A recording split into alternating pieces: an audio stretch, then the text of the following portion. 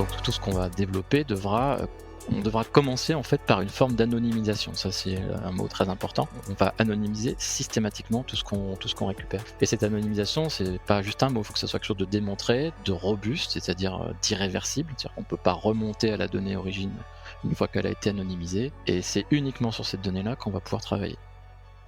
Cet épisode est en partenariat avec la Technopole de l'Aube en Champagne. Située à 3 à 1h20 de Paris, elle lance un appel à projet pour rejoindre son incubateur Web3 et IA. Si vous êtes start-upper, vous avez tout à gagner en vous lançant dans cette initiative qui peut clairement vous aider à faire décoller votre business. Vous bénéficierez de la structure d'accueil et de l'accompagnement personnalisé de la Technopole de l'Aube en Champagne, ainsi que de l'appui de ses partenaires nationaux comme l'Estac 3, Acadie, le groupe Partouche et Ivan City, la grande école de la data et de l'IA. Ces organisations ont bien compris que le Web3 et l'intelligence artificielle changent la donne et elles ouvriront leurs portes aux startups sélectionnées pour tester leurs solutions in situ. Pour en savoir plus, vous pouvez aller sur le site de la Technopole de l'Aube en Champagne. Vous avez jusqu'au 19 septembre 2024 pour candidater et rejoindre le cluster Innovation Web3 et IA pour faire décoller votre business. Bonjour à tous et bienvenue dans AI Experience, le podcast qui démystifie l'intelligence artificielle. Je m'appelle Julien Rodelsperger et nous allons découvrir comment l'IA est en train de changer le monde.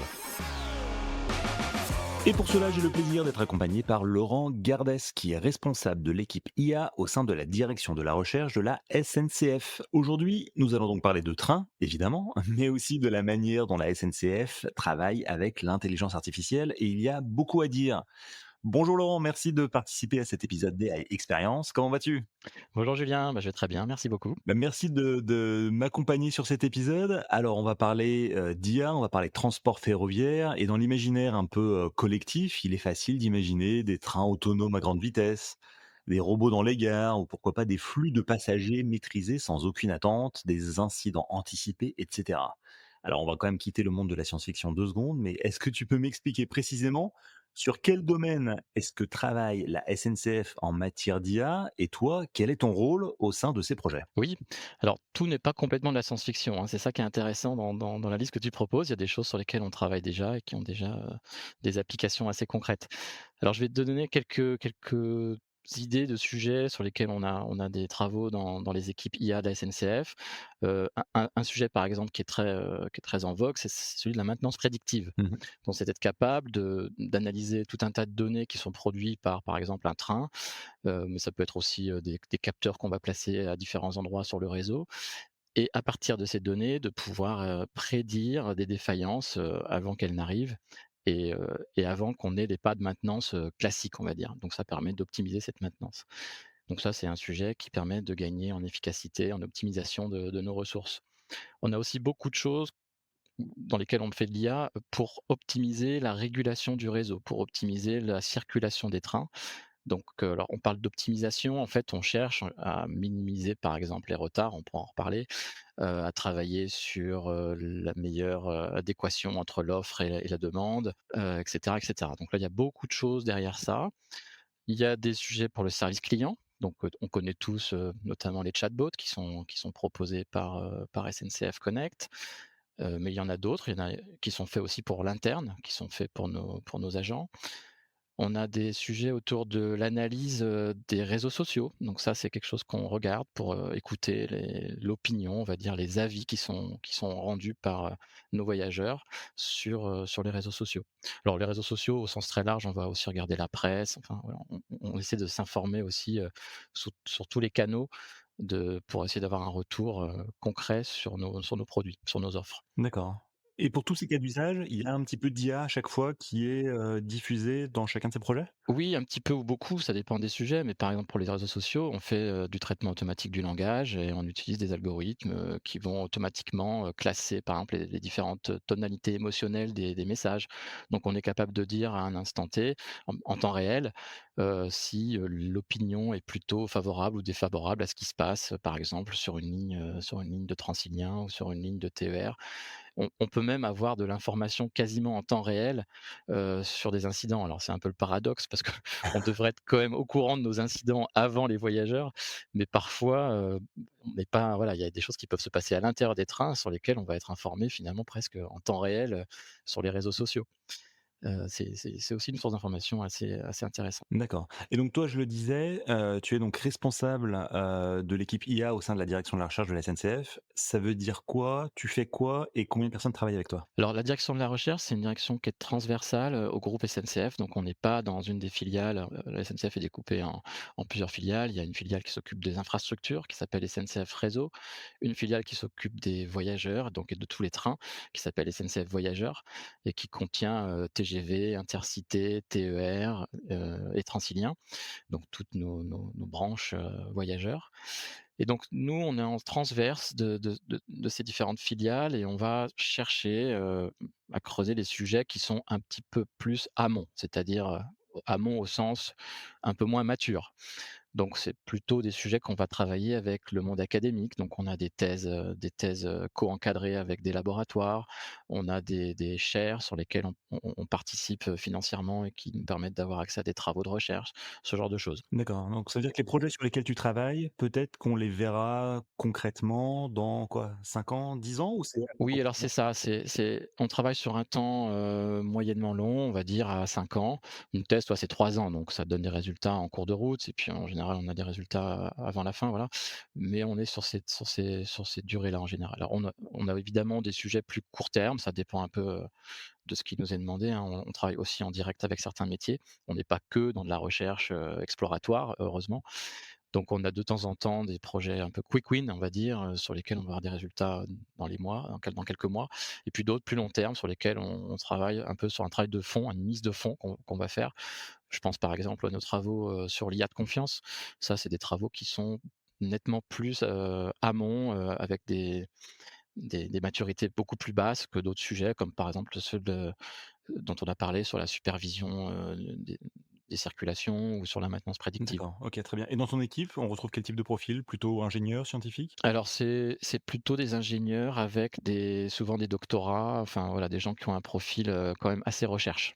On est plutôt, sur des profils, voilà, qui ont fait des thèses en général. Alors tu parlais à l'instant de l'IA de confiance, est-ce que tu peux, peut-être me réexpliquer rapidement ce que c'est et surtout pourquoi c'est un sujet central pour la SNCF? Alors l'IA de confiance, ça consiste à garantir le fonctionnement d'une IA. Alors il y a plusieurs façons de le faire, mais on va chercher à mesurer un certain nombre de propriétés. Par exemple, la robustesse d'une IA. Donc la robustesse d'une IA, c'est sa capacité à résister à des interférences, à des attaques éventuellement. On parle d'attaques adversaires, alors ça peut être des attaques, de type cyberattaque ou des attaques simplement parce que, l'IA va rencontrer, alors c'est pas vraiment une attaque dans ce sens-là, mais l'IA qui va rencontrer un événement inconnu, bon, va devoir résister à cet inconnu. Donc là, on parle de robustesse. On travaille aussi beaucoup sur l'explicabilité, c'est-à-dire comment est-ce qu'on peut expliquer le fonctionnement d'une IA, et la façon dont elle va prendre ses décisions.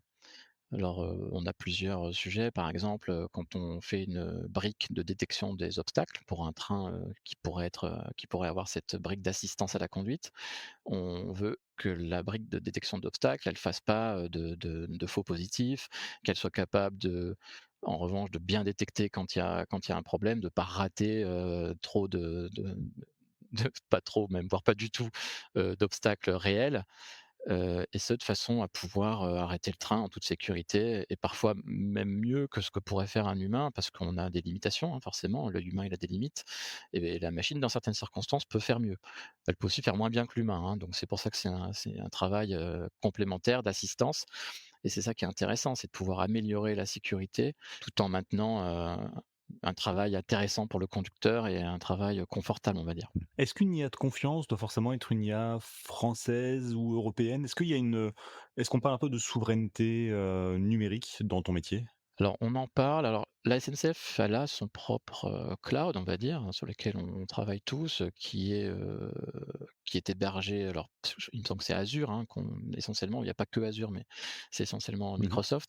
Donc c'est hébergé, en Europe. Voilà, c'est des choses qui sont, contrôlées et sur lesquelles on peut, sans difficulté travailler. On n'a pas de question de confidentialité quand on travaille sur notre cloud, maison. Donc là-dessus, normalement, il n'y a pas de problème particulier. Alors bien sûr, j'imagine que si on va chercher très, très loin dans les petites lignes des contrats, qu'on a avec Microsoft, peut-être que le Patriot Act, s'applique, enfin voilà, ce genre de choses. Ça, je maîtrise pas plus que ça, mais Je dirais que pour le quotidien, on se pose pas ce genre de questions. On parle beaucoup d'IA générative depuis, fin 2022 et la sortie de ChatGPT. Pourtant, l'IA générative, c'est qu'une brique de l'intelligence artificielle, d'un point de vue plus global. Est-ce que toi, au sein de la SNCF, vous parlez d'IA générative et est-ce que tu as quelques exemples à me proposer peut-être de projets concrets quand on parle d'IA générative? Oui, on a plusieurs sujets, qui utilisent de l'IA générative. Alors un des plus importants et qui est très classique, hein, pour beaucoup d'entreprises, c'est la recherche documentaire, augmentée, on va dire. Donc c'est être en mesure de pouvoir, poser une question à une base documentaire en langage naturel et d'obtenir une réponse, elle aussi, en langage naturel, intelligible et précise. Alors bien sûr, ça pose d'énormes questions, là aussi de sécurité, puisqu'en général, les bases documentaires qu'on va interroger, enfin ça dépend des métiers, mais elles vont être, il va falloir qu'elles soient vraiment, ce sont des références, donc il faut qu'elles soient, utilisées, il faut que les réponses soient précises et qu'elles soient sourcées. Donc il n'est pas question qu'on s'appuie sur une réponse d'une IA, dont la source serait pas, connue, et il n'est pas non plus question qu'on fasse, confiance à une IA si on n'a pas une garantie que la réponse, elle est valable, c'est-à-dire elle correspond réellement à quelque chose d'écrit et pas à une invention, une réinvention, de la part de l'IA. Parce qu'on sait bien que les IA génératives ont cette capacité, d'hallucination, contre laquelle on doit absolument, se battre. Alors une des façons de le faire, hein, c'est le fameux RAG, que tout le monde fait aujourd'hui, que tout le monde utilise aujourd'hui, qui a quand même quelques particularités, quelques défauts et en 1er lieu, ben, c'est-à-dire que c'est pas l'IAG qui va faire la réponse, hein. C'est d'abord, une extraction, sémantique qui est faite, à l'ancienne, j'ai envie de dire, et cette extraction-là, eh bien sûr, elle est très faillible, on peut c'est des travaux qu'on mène depuis longtemps, mais là aussi, il y a beaucoup de choses à faire pour aller chercher les bonnes sources, pour pouvoir les hiérarchiser, pour pouvoir, proposer une réponse qui soit pas, tout avec toutes les particularités du texte qui soient mis au même niveau. Parce qu'en fait, les documents, ils peuvent avoir une structure et cetera. Donc tout ça, c'est des choses qu'on essaie d'incorporer, et là-dessus, il y a des travaux de recherche. Donc c'est pour ça qu'on s'y intéresse, nous, à la direction de la recherche.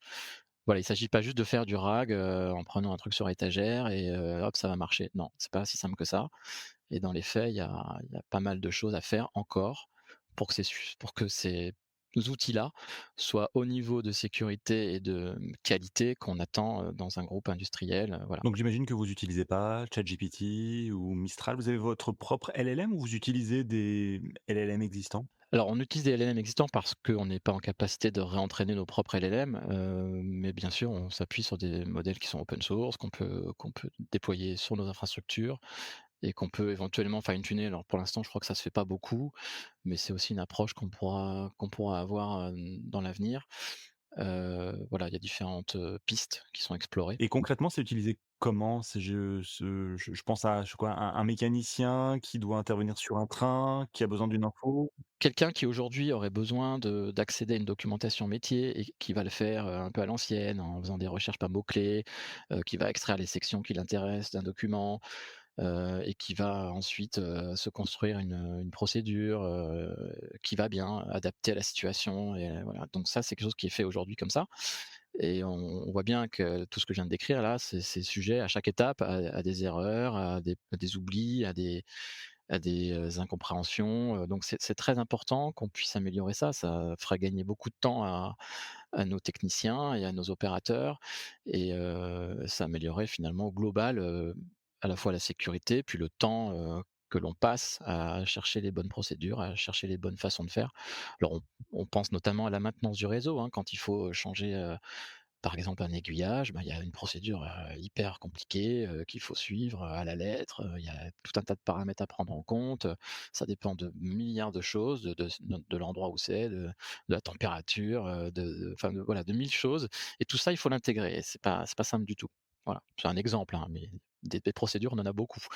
J'imagine effectivement. Alors si on revient un peu sur, la partie voyageurs de la SNCF, ce qui, je pense parlera à tous nos auditeurs, en quoi l'IA peut contribuer à améliorer l'expérience des voyageurs de la SNCF au quotidien? Quand on prend le train, quand on va en gare, quand on fait des trajets, longue distance ou courte distance, Est-ce qu'on voit l'IA quelque part? Est-ce qu'on la ressent et comment ça se matérialise? Alors il y a beaucoup de choses qui sont en fait un peu cachées. Je parlais tout à l'heure de la supervision du réseau. Ça, c'est des choses que les voyageurs ne voient pas. Il y a des tas de mécanismes qui sont mis en place pour, que nos opérateurs soient aidés dans, les choix qu'ils vont prendre, par exemple pour, minimiser, alors il y a différents critères, mais on peut vouloir minimiser, le retard par exemple de l'ensemble des trains de la journée, minimiser le nombre de passagers impactés, par, un incident qui aurait eu lieu quelque part, minimiser le nombre de trains impactés. Voilà, tout ça sont des critères qui peuvent être utilisés dans des algorithmes, qui vont chercher à améliorer, faire revenir le système dans un état, le nominal le plus rapidement possible. Et et souvent c'est des critères qui sont un peu contradictoires. C'est-à-dire que, par exemple, vouloir minimiser le retard, général sur le réseau, ça peut avoir des conséquences fâcheuses, heu, pour certains trains, qui peuvent être finalement des trains où il y a beaucoup de gens à l'intérieur. Donc finalement, ça serait peut-être pas une bonne idée de vouloir faire ça, mais peut-être qu'il faut faire, peut-être supprimer un train et du coup améliorer, beaucoup d'autres, dont ceux qui sont les plus chargés, par exemple. Bon, c'est un exemple de choix qui peut être fait et sur lesquels il faut un arbitrage et c'est là-dessus que l'IA peut aider parce que, on peut vraiment la questionner, avec les différents critères qu'on lui a donnés, pour son apprentissage et elle peut nous dire: «Ben, en faisant ce choix-là, vous allez maximiser tel critère, mais en faisant celui-là, vous allez maximiser tel autre» et après c'est un peu, bien sûr, à l'humain de décider et puis en général, il a aussi des compétences et des expertises que l'IA ne peut pas intégrer, hein, donc qui s'ajoutent à ces valeurs objectives, ces mesures objectives.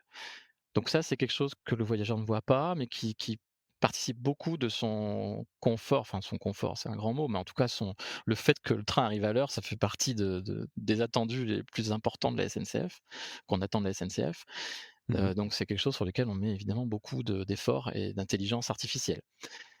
Des choses qui se voient plus peut-être, qu'est-ce qu'on aurait? Ben, on a des travaux, dans les gares, par exemple, on essaie de travailler pour, mesurer les flux voyageurs, donc ça, c'est quelque chose qui va chercher à améliorer la façon dont les voyageurs peuvent se déplacer au mieux sur nos quais, sans avoir des obstacles, donc en mesurant ces flux, on peut percevoir qu'à certains endroits, ça peut faire des goulots d'étranglement, ou il peut y avoir des typiquement, on va essayer par exemple d'éviter qu'un train qui arrive, croise, sur le même quai un train qui va partir parce qu'on sait bien que si on fait ça, on va avoir des gros problèmes.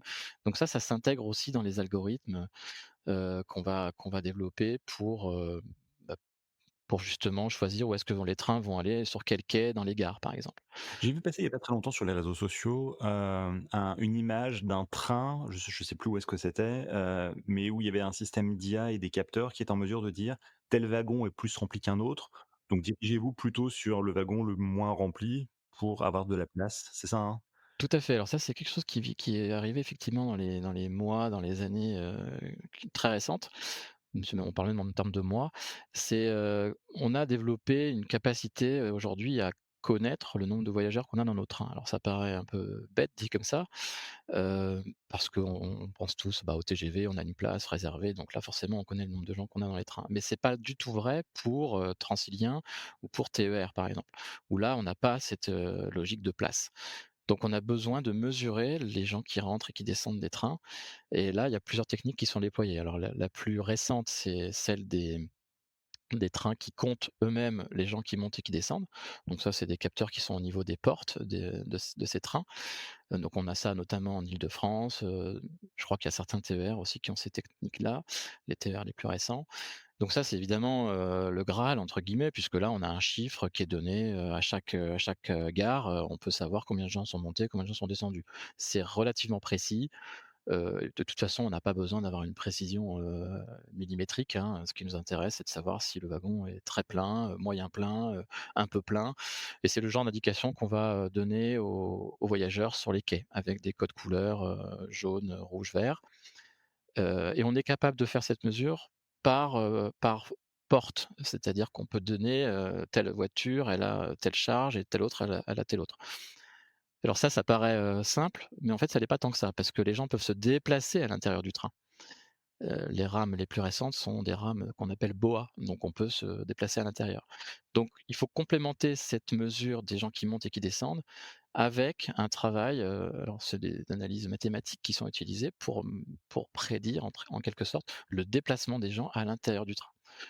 Il y a des mécanismes, assez connus, qui font, bah, les gens vont plutôt aller vers leur porte de sortie, ils vont aller plutôt vers, ils vont monter plutôt à la porte, enfin, il y a certains qui vont monter à la porte où ils vont sortir et cetera, où ils montrent à l'autre bout du train, qui est la plus proche de l'entrée de la gare et après ils se déplacent à l'intérieur, enfin ce genre de choses. Mmh. Donc ça se modélise et on est capable du coup d'afficher quelque chose d'assez précis, sur les quais des voyageurs. D'accord, Donc ça, c'est OK. la première technique, j'ai envie de dire, c'est compter les gens, quand ils rentrent et qu'ils descendent du train. Après, il y a d'autres façons de faire pour les trains qui comptent pas et on utilise pour cela, notamment des caméras. Donc ils peuvent, compter, globalement, on va dire, les gens, qui sont, dans les trains et sur les quais. Donc là, il y a des expérimentations qui sont faites. Je sais notamment que chez Transilien, ils sont capables de mesurer simplement en posant une caméra, sur le quai qui regarde les trains passer, donc il voit à travers les vitres, il est capable de dire, la charge du train. Voilà. Donc ça se fait sur certaines gares, d'Île-de-France, alors les gares les plus importantes, pour certaines lignes qui n'ont pas de train qui compte les voyageurs. D'accord, OK. Est-ce que tu discutes avec tes collègues d'autres compagnies ferroviaires, de ces problématiques d'IA? Est-ce que tu as l'occasion de voir ce que font un peu les Allemands, les Espagnols, les Italiens et cetera? Est-ce que ces sujets d'IA, sont les mêmes dans tous les pays? Ouais, ouais, complètement. On a, des accords pour travailler, on va dire, en commun avec notamment la Deutsche Bahn. Donc ça, c'est un accord qui date depuis déjà de nombreuses années. On échange beaucoup avec eux. Puis, d'une manière générale, on a des échanges avec quasiment, tous les opérateurs européens. Moi en particulier, bah, je travaillais avec les Belges, heu, j'ai travaillé avec les Suisses, on a des échanges avec les Japonais, voilà, donc alors et à l'époque, on avait même travaillé avec les Russes, tu vois? Donc, bah, c'était avant évidemment, là, c'est plus compliqué aujourd'hui et c'était très intéressant de travailler avec les Russes parce qu'eux ont notamment des problématiques, qui sont difficiles à adresser chez nous, notamment des problématiques météorologiques, faire passer traverser des trains qui traversent des zones de grand froid et cetera. Donc ça nous permettait d'avoir aussi des données, on pouvait échanger avec eux des données intéressantes. Ça, c'était avant. Ouais, bien sûr, ouais. Et est-ce qu'il y a des pays qui sont plus en avance que d'autres quand on parle d'IA? Je sais pas, spontanément, je dirais les Japonais qui sont plutôt bons dans le domaine, mais c'est peut-être juste un cliché, je sais pas? Non, c'est pas un cliché, ils ont beaucoup de choses les Japonais, c'est vrai, on a notamment vu des retours d'expérience de gens qui sont allés voir un peu comment ça fonctionnait là-bas.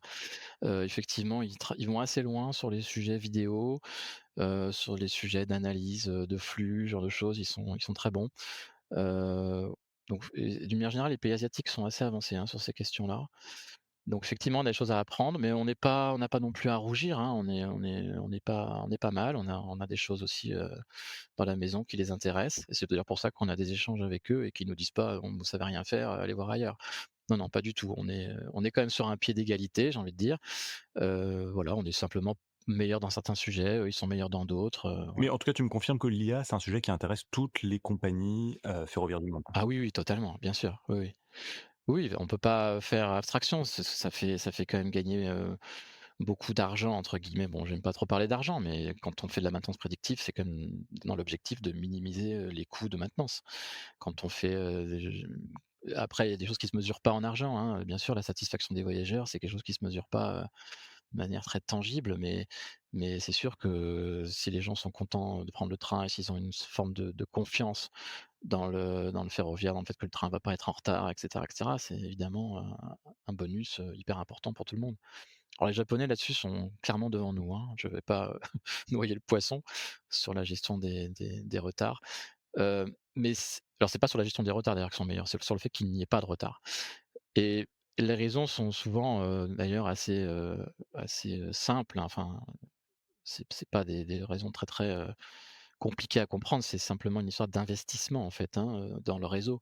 Ils investissent simplement beaucoup plus d'argent que nous dans la maintenance de leur réseau et de manière beaucoup plus régulière que nous on le fait et c'est ce qui explique, que leur réseau, ben, il est très fiable, tout simplement, et un réseau très fiable, bah, ça donne des trains, très à l'heure puisqu'il y a rarement des incidents.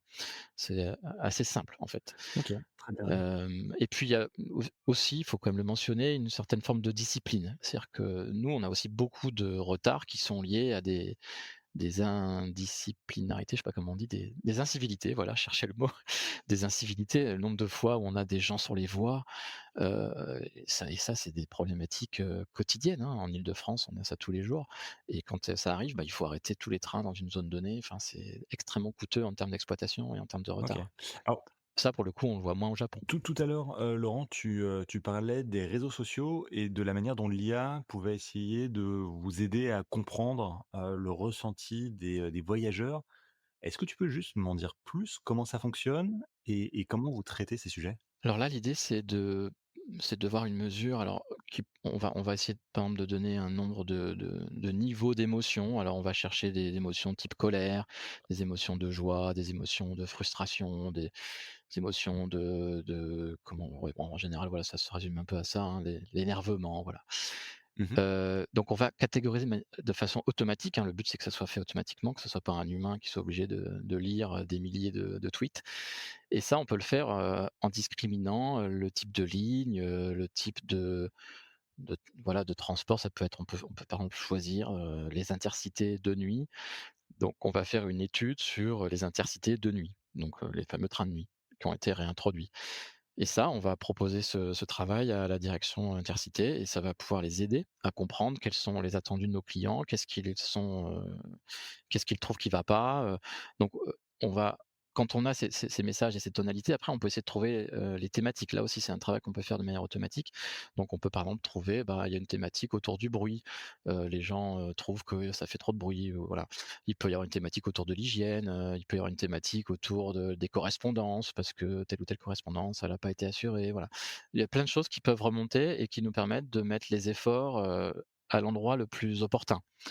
Et ça, c'est une façon, de le faire. On peut aussi, interviewer les gens, hein, mais là, au moins, on a une mesure, assez objective, assez, en direct, on va dire, une prise directe sur les voyageurs, et de façon assez, voilà, assez objective. D'accord et vous scannez tous les réseaux sociaux ou vous vous concentrez sur, Twitter, enfin X, aujourd'hui? Alors, dans l'étude que nous, on a menée, c'était surtout, Twitter. On s'est aussi intéressé à la presse, régionale, parce qu'on trouve beaucoup de choses dans la presse régionale, sur les trains, bah, régionaux en général, qui donnent aussi des informations, sur la perception qu'on peut en avoir. Donc ça, c'est une autre source d'information, ouais. D'accord, d'accord, OK. Mais c'est vrai qu'aujourd'hui, il y a d'autres réseaux sociaux, on pourrait tout à fait aller chercher oui, je sais pas lesquels d'ailleurs. Peut-être que faudrait qu'on regarde un peu aussi peut-être des choses, peut-être vidéo même, des TikTok et autres. J'avoue, je sais pas trop, si on parle de nous sur TikTok, j'en suis pas sûr, mais pourquoi D'accord. pas. Mais en tout cas, vous, ça vous permet d'avoir un ressenti du terrain et de voir concrètement comment les gens perçoivent le service que vous rendez aux voyageurs. Ouais, complètement. Et puis on a, alors ça, c'est une façon de faire, hein, c'est de mesurer, pour faire des études. Après, il y a aussi quelque chose qui est fait de manière continue et quotidienne, et ça, c'est des choses qui sont déjà déployées, hein, donc c'est plus du ressort de la recherche, qui sont déjà déployées notamment chez Transilien, de pouvoir, mesurer en temps réel, la satisfaction des clients sur les différentes lignes, du réseau. Donc on D'accord. va savoir en temps réel, bah là, la ligne B, ça commence à râler, il y a un problème, voilà, les gens commencent à s'exprimer sur le réseau, en remontant, ces difficultés, et ça, on peut vraiment le mesurer quasiment en temps réel, quoi. Bon, ça permet de peut-être, parfois de mieux comprendre et de mieux réagir à certaines problématiques. Alors, quand on parle d'intelligence artificielle, on parle notamment en Europe de réglementation, évidemment. Il y a le RGPD, le Règlement général sur la protection des données. Il y a l'AI Act qui a récemment été voté et qui va être mis en application. En quoi ces règlements, ces lois changent ton travail ou les projets sur lesquels tu travailles? Quels sont leurs impacts et qu'est-ce que ça change pour toi au quotidien? Alors c'est extrêmement, important, hein. C'est des choses qui nous, occupent beaucoup parce que, ben, on travaille nous aussi avec de la donnée, sensible, hein. On pense évidemment à la donnée vidéo, et là, il est évident qu'on doit absolument, bien sûr, respecter, le cadre légal. Alors on avait jusque-là le cadre du RGPD, qui est déjà un cadre, très contraignant et mais très bon, en fait, dans sa nature, hein, qui vise à protéger les citoyens et qui nous oblige en particulier à ne pas faire de traitement, biométrique des données, à devoir déclarer toute l'expérimentation qu'on fait, auprès de la CNIL, et cetera, et cetera.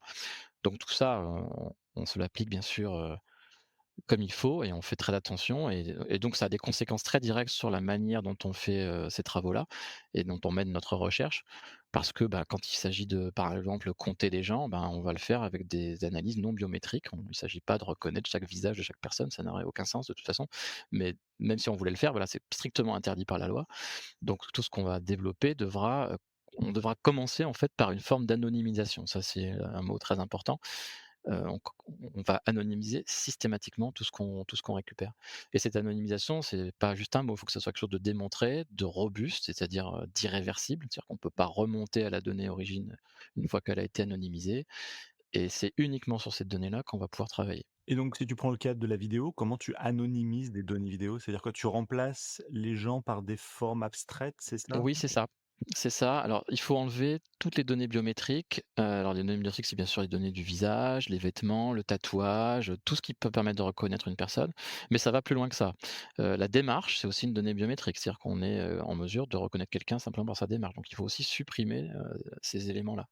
Donc ça voilà, ça demande quand même de faire des choses, un peu précises, un peu fines et il faut encore une fois, il faut le démontrer. C'est-à-dire que la CNIL va nous demander: «Mais qu'est-ce que vous avez fait? Quel est le traitement que vous avez fait pour anonymiser et prouvez-nous qu'elle est bien, robuste et irréversible et qu'il y a rien qui reste, qui pourrait prêter le flanc, voilà, à une,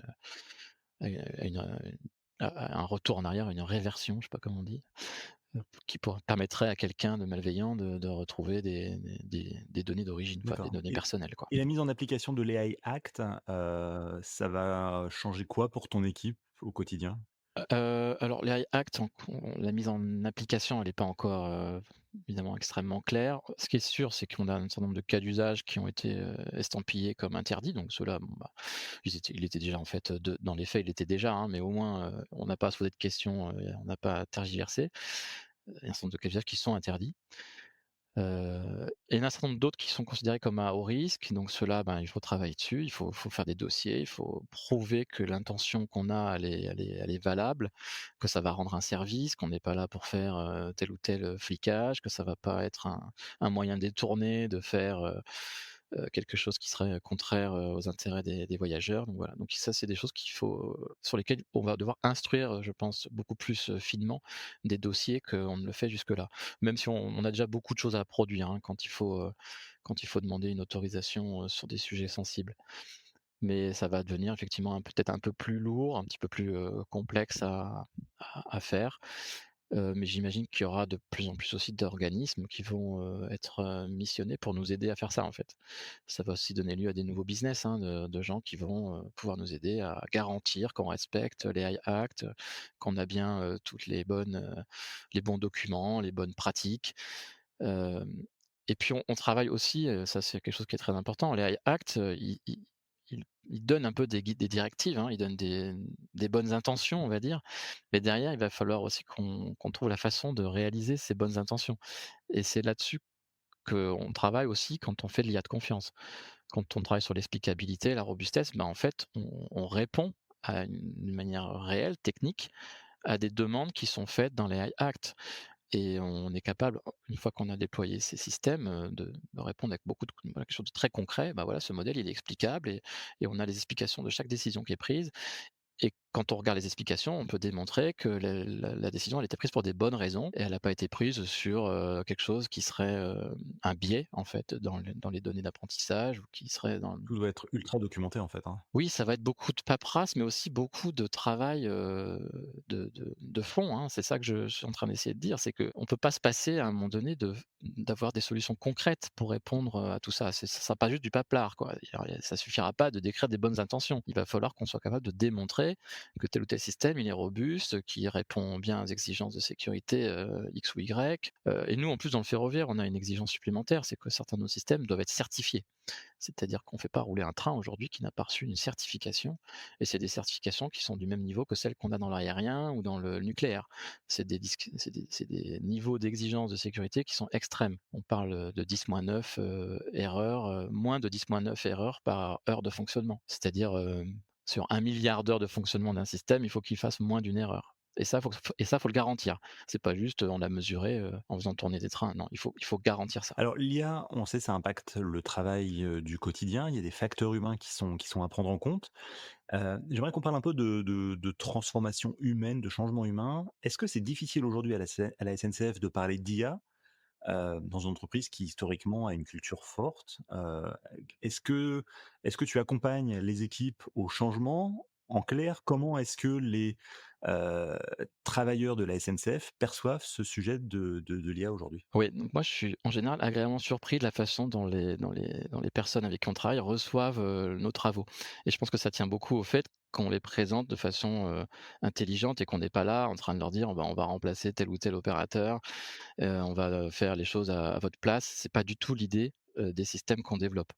Notre objectif, c'est d'assister et d'accompagner, nos agents pour pouvoir leur permettre de faire un travail plus intéressant et d'être plus utile finalement, de pouvoir se concentrer sur des tâches qui sont vraiment à valeur ajoutée.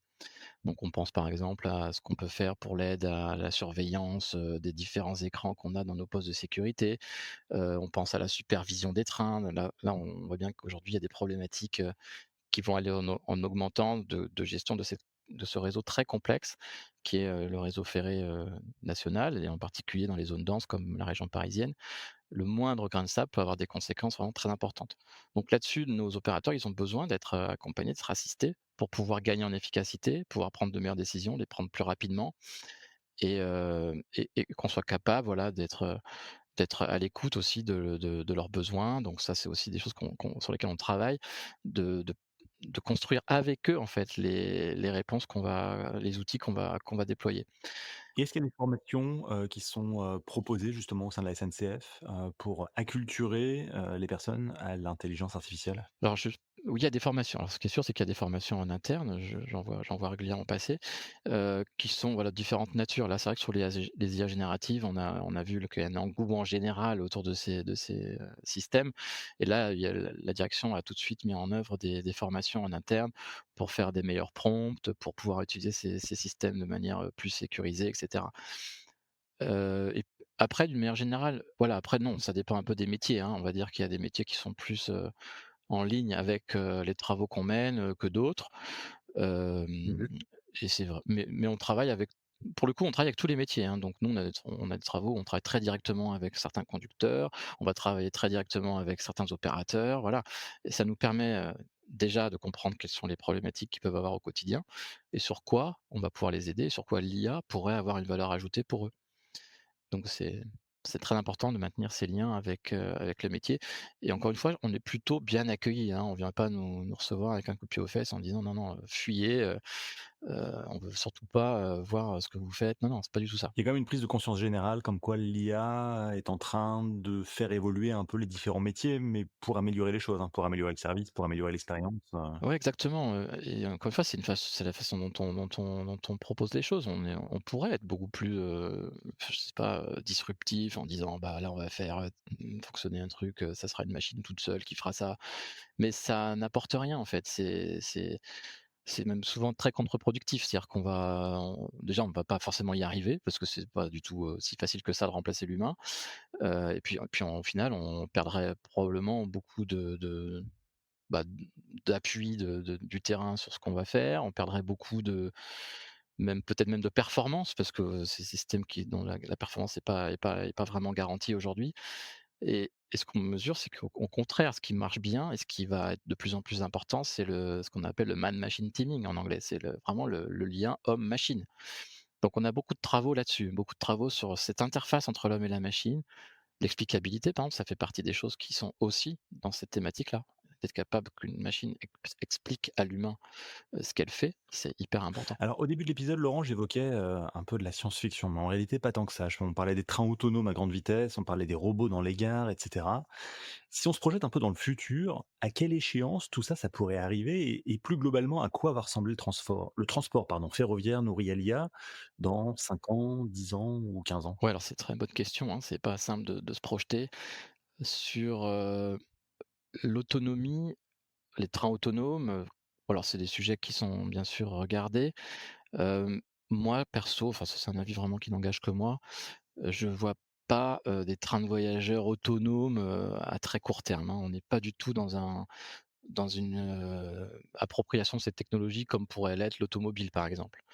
Nous, on va plutôt être comme l'aérien sur des sujets comme ça, c'est-à-dire que on est plutôt intéressé par de l'assistance, on est plutôt intéressé par de l'appui, heu, donc ce qu'on appelle nous le GOA2, c'est-à-dire, un niveau, d'automatisation intermédiaire. L'humain reste là, il est aux commandes, mais il va être assisté dans sa conduite. Alors c'est ce qu'on a par exemple sur, le tronçon qui vient d'ouvrir, le tronçon de Éole, le RER E, qui vient d'ouvrir entre, la section qui va être intramuros entre, Nanterre et Magenta. Donc ça, c'est une section du RER E qui sera semi-autonome. Donc les conducteurs sur cette section-là, n'auront plus le contrôle sur la vitesse du train. Alors ils pourront toujours reprendre les commandes si nécessaire, mais la machine pourra faire l'accélération et le freinage.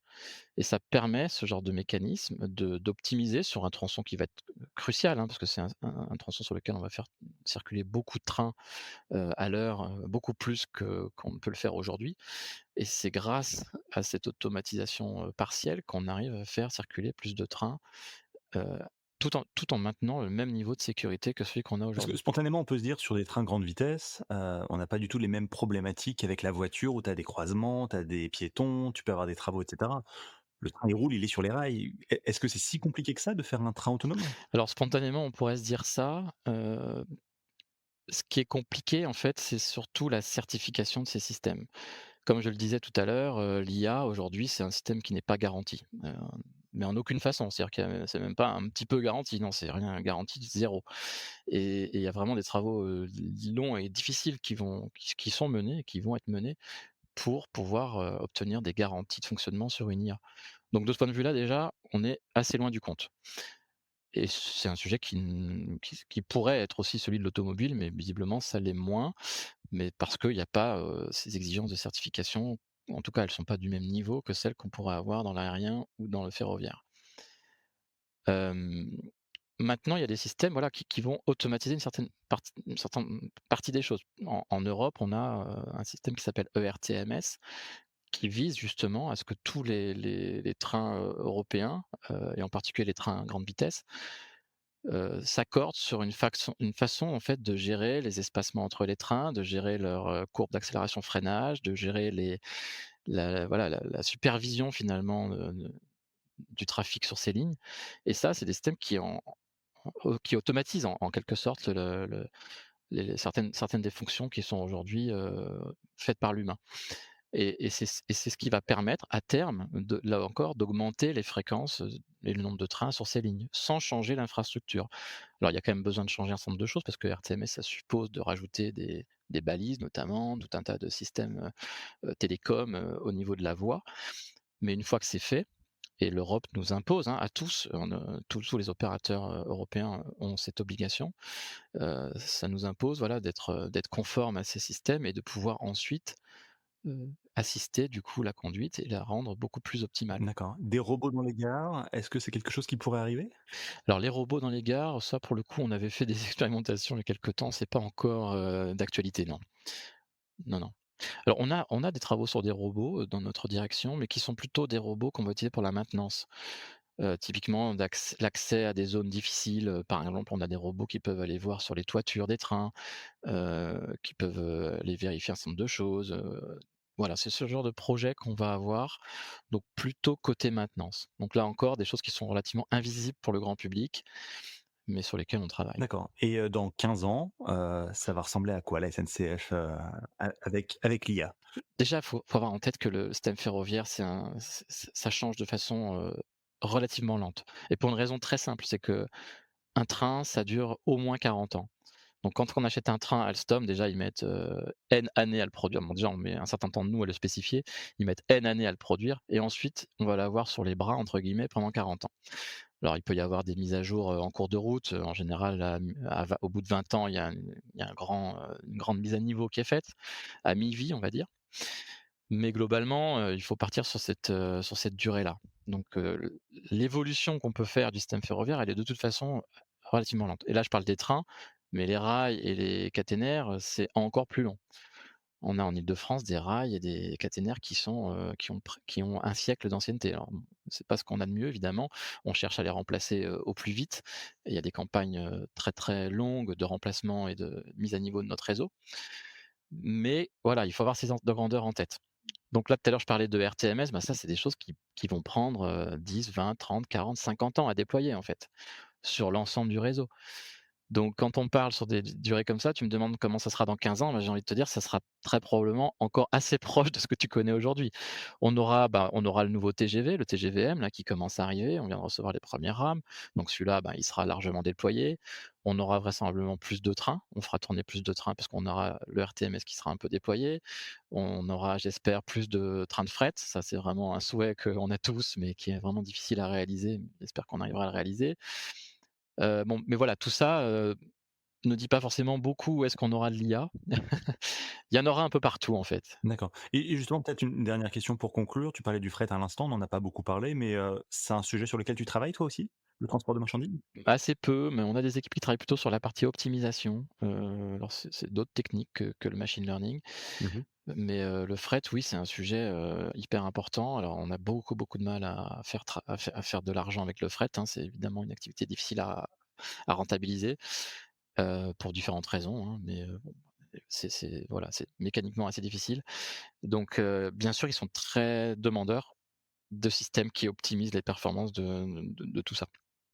Donc là-dessus, on peut proposer des choses. Alors, mais comme je te disais, c'est pas forcément du machine learning qui est utilisé aujourd'hui. C'est une techno qui s'appelle la recherche opérationnelle, qui peut rentrer dans la définition de ce qu'est une IA, hein, mais c'est des systèmes, différents de ceux qui s'appuient sur les données. Très bien, bah, écoute, merci beaucoup Laurent. Alors à la fin de chaque épisode, l'invité du jour doit répondre à une question posée par l'invité précédent. En attendant d'écouter la tienne, je te laisse écouter celle de Léo Bourrel, qui est data scientist et CEO d'IA Lab, une agence dédiée à l'accompagnement des entreprises dans le monde de l'intelligence artificielle. On écoute la question de Léo. Quelle serait selon lui, la prochaine grande révolution de l'IA? Eh bah, écoute, je vais, essayer de répondre à cette question et en même temps, ça me mènera à la question que moi-même je vais poser. Pour moi, le truc qui interroge et qui questionne en ce moment, c'est, est-ce que ces systèmes qu'on développe, les LLM en particulier, on voit, génération après génération que leurs capacités, ne font qu'augmenter et qu'on découvre en fait, au fur et à mesure qu'on les utilise. C'est-à-dire que les capacités qu'ils ont ne sont pas forcément connues d'avance. Et ça, je trouve ça hyper, intéressant, intriguant, inquiétant aussi. C'est qu'on voilà, on découvre un peu en marchant, que ces systèmes sont capables de faire telle ou telle chose, qu'ils deviennent, je mets des guillemets, «capables de raisonner». Bien sûr, je mets des guillemets pour bien faire comprendre que je sais bien que derrière il n'y a pas de raisonnement en tant que tel, mais en tout cas, ils donnent cette impression-là. De la même façon, ils donnent l'impression d'avoir des sentiments, des émotions. Ils sont capables aujourd'hui d'avoir d'apporter des nuances dans la façon qu'ils ont de communiquer avec nous.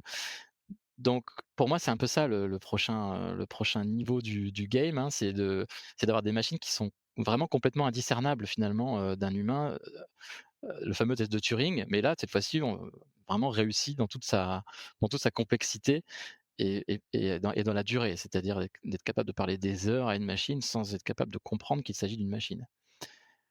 Voilà, c'est un peu ça pour moi le prochaine étape et du coup, ça m'amène à la question, Exactement. Alors, quelle question est-ce que tu aimerais poser au prochain invité? que bah la question que je me pose, la question à 10 centimes, c'est, bah, justement, est-ce qu'il va suffire d'augmenter la capacité des modèles, d'augmenter la taille des données qu'on leur donne, d'augmenter la taille du paramètre des modèles pour arriver à ce stade, où on va passer le test de Turing, de manière, complète, intégrale? Finalement, est-ce qu'on va basculer à un moment donné dans cette IA générale que tout le monde, enfin que tout le monde, qu'en tout cas un certain nombre de chercheurs appellent de leurs vœux. Alors je sais que là-dessus, voilà, les réponses sont un peu on a du oui, on a du non, il y a des gens qui pensent qu'on n'a pas encore toutes les techniques et les technos derrière pour, parvenir à ça. D'autres qui disent: «Bah, il suffit de grossir indéfiniment et on va y arriver». Enfin, je résume un peu, mais c'est un peu ça l'idée. Donc voilà, moi j'ai envie d'avoir un peu l'opinion de notre prochain invité, sur cette question-là. Est-ce qu'il a une conviction là-dessus? Moi personnellement, j'en ai pas en fait, j'arrive pas à trancher cette question. J'entends des gens qui disent une chose et un peu son contraire et voilà, j'ai pas envie de la trancher finalement. Bon, bah écoute, je vous poserai la question au prochain invité. Merci beaucoup de ta participation. Laurent Gardès, je rappelle que tu es responsable de l'équipe IA au sein de la direction de la recherche de la SNCF. Merci d'avoir participé à ce podcast. Merci beaucoup, à bientôt. Cet épisode est en partenariat avec la Technopole de l'Aube en Champagne. Située à 3 à 1h20 de Paris, elle lance un appel à projet pour rejoindre son incubateur Web3 et IA. Si vous êtes start-upper, vous avez tout à gagner en vous lançant dans cette initiative qui peut clairement vous aider à faire décoller votre business. Vous bénéficierez de la structure d'accueil et de l'accompagnement personnalisé de la Technopole de l'Aube en Champagne, ainsi que de l'appui de ses partenaires nationaux comme l'Estac 3, Acadie, le groupe Partouche et Ivan City, la grande école de la data et de l'IA. Ces organisations ont bien compris que le Web3 et l'intelligence artificielle changent la donne et elles ouvriront leurs portes aux startups sélectionnées pour tester leurs solutions in situ. Pour en savoir plus, vous pouvez aller sur le site de la Technopole de l'Aube en Champagne. Vous avez jusqu'au 19 septembre 2024 pour candidater et rejoindre le cluster Innovation Web3 et IA pour faire décoller votre business. Si vous avez aimé cet épisode, n'oubliez pas de vous abonner à l'émission sur votre plateforme de podcast préférée. Votre soutien compte et vos commentaires peuvent aider à partager cette expérience avec d'autres. Vous pouvez aussi visiter le site web ai-experience.io pour aller plus loin. À très vite pour un nouvel épisode.